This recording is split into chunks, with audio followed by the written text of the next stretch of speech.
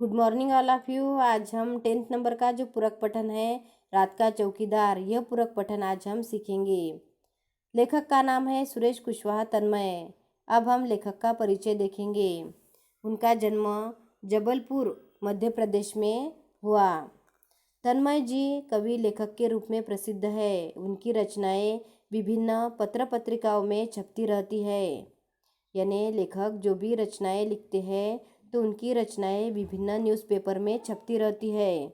उनकी प्रमुख कृतियाँ अक्षरदीप जलाय, बाल कविता संग्रह, छोटू का दर्द कहानी, शेष कुशल है काव्य संग्रह आदि उनकी प्रमुख कृतियाँ है। प्रस्तुत गद्य में यानी इस पूरक पठन में लेखक ने लघु कथा बताई है। लघु कथा किसे कहते हैं? लघु कथा किसी बहुत बड़े परिदृश्य में से एक विशेष क्षण प्रसंग को प्रस्तुत करने का चातुर्य है। यानी बहुत बड़े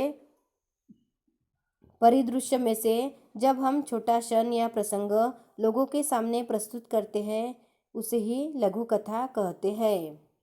इस पूरक पठन में ऐसी ही लघु कथा लेखक ने बताई है।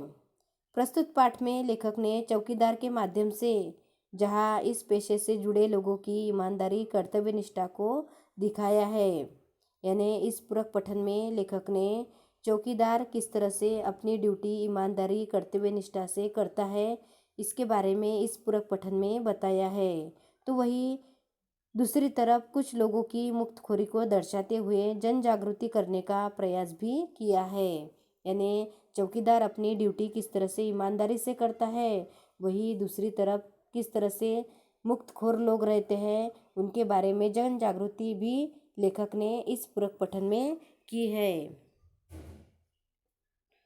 दिसंबर जनवरी की हाड़ कपाती ठंड हो, झमाझम बरसती वर्षा या उमस भरी गर्मी की रातें, हर मौसम में रात 12 बजे के बाद चौकीदार नाम का यह निरीह यानी बेचारा प्राणी सड़क पर लाठी ठोकते, सीटी बजाते, हमें सचेत यानी सावधान करते हुए कॉलोनी में रात भर चक्कर लगाते रोज़ सुनाई पड़ता है।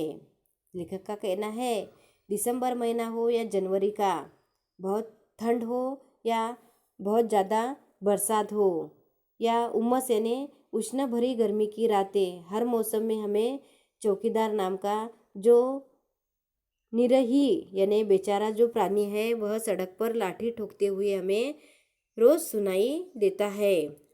हर महीने की तरह पहली तारीख को हल्के से गेट बजाकर खड़ा हो जाता है।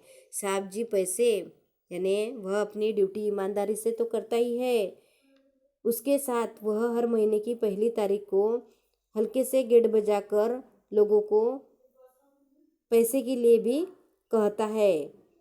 तब लेखक उसे पूछते हैं कितने पैसे, वह उनसे पूछता है। यानी लेखक चौकीदार को पूछते हैं कि कितने पैसे? साहब जी 1 रुपया, रोज के हिसाब से महीने के 30 रुपये, आपको तो मालूम ही है। यानी लेखक जब चौकीदार को पूछते हैं तब चौकीदार उन्हें उत्तर देते हुए कहते हैं कि 1 रुपये रोज के हिसाब से महीने के 30 रुपये हुए, आपको तो पता ही है। अच्छा एक बात बताओ बहादुर, फिर लेखक उनको पूछते हैं कि एक बात बताओ बहादुर, महीने में तुम्हें कितने घरों से पैसे मिल जाते हैं? यानी लेखक बहादुर से पूछते हैं कि महीने में तुम्हें कितने घरों से पैसे मिल जाते हैं। फिर बहादुर यानी जो चौकीदार है वह लेखक को बताता है, साहब जी यह पक्का यानी निश्चित नहीं है, कभी 60 घरों से, कभी 50 से, 30 त्योहारों पर बाकी घरों से भी कुछ ना कुछ मिल जाता है, इतने में गुजारा ठीक ठाक हो जाता है हमारा।